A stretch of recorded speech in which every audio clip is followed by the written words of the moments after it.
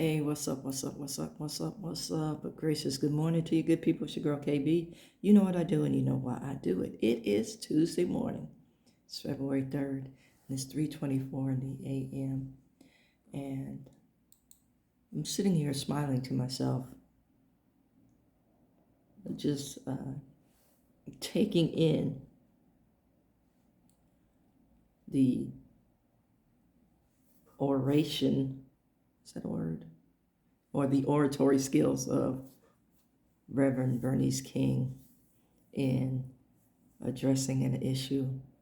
I want to say she is just as surgical with truth and justice as her father was. It's just like she is definitely her father's child, if I could say that. Let me just give you the story. Shabuzi, recording artist. I wasn't sneezing or never mind. Shabuzi, a country recording artist, made a statement at the Grammy Awards in accepting his award for Best Duo or Group. Okay. And the song was Amen.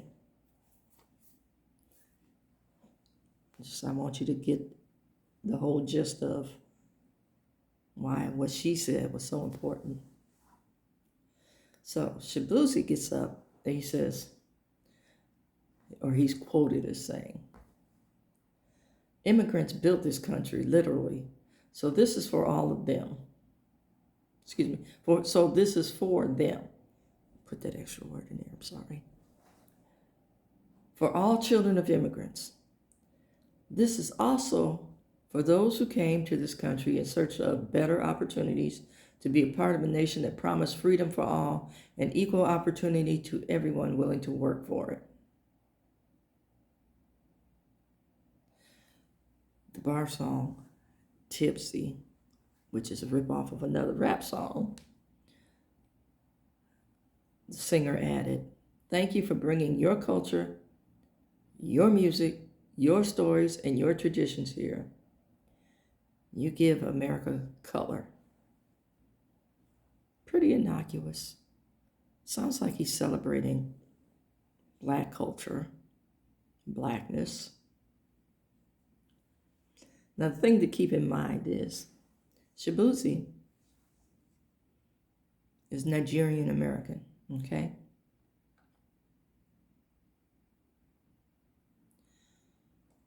So, Dr. King, Dr. Bernice King, Reverend Dr. Bernice King, came on X to discuss this acceptance speech. And she made a valid point that people are missing. Here's what she said.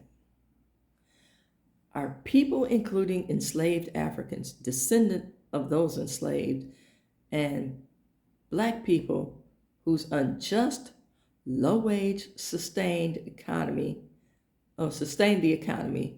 in the 18 and 1900s as immigrants. When they say immigrants built this country. So, see, immigrants is a way, or the word usage, immigrants, is a way of, again, minimizing and devaluing the fact that people of color were held as property, held captive as property. And if they were paid, notice I said if, their captives had a way of locking in the fact that they received no wages, because the wage that they did receive was so minimal that a lot of times they had to purchase things on credit, and those things were marked up, so they were always in debt to company stores. See, this thing goes deeper than what people want to acknowledge. And that's why there's this continual process of whitewashing history.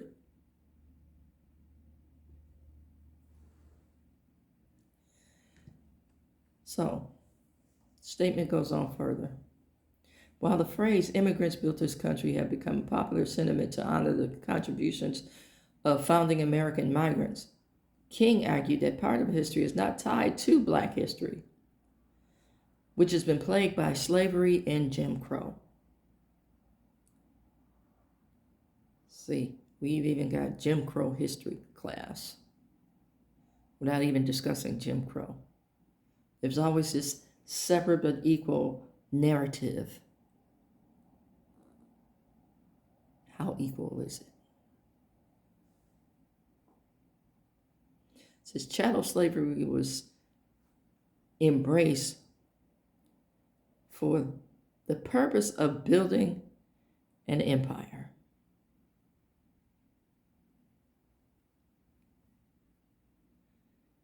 See, an empire that didn't include people who look like me.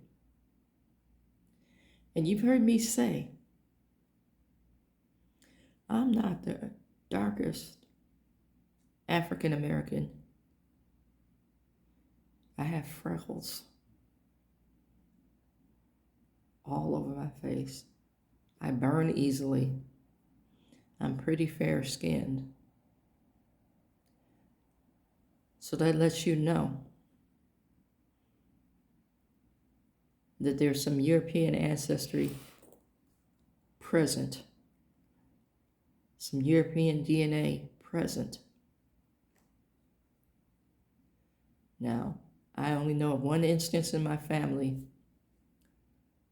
where it was, or this DNA, this genetic instance was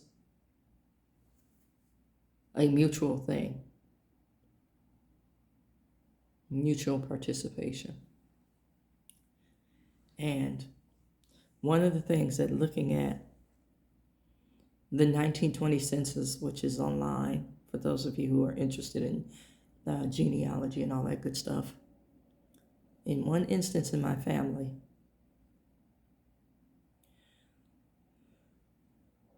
some of the siblings are listed as Negro, whereas if you look at the younger generation or the younger members of the family, they're listed as mulatto. And I asked my mother about this. And the story that I got, the story that the family told, was one of the young daughters was a housekeeper. And she came back home one day with a belly full.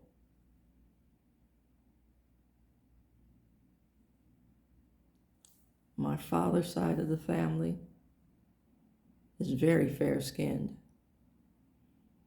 And, you know, I struggle with doing a genealogical, there we go, search of that side of the family because of the fact that there are a lot of half-siblings that I don't have last names for. So it can only go so far and then it breaks down. Yeah. So when we're talking immigrants, Shabuzi, and you're claiming Nigeria, Are you including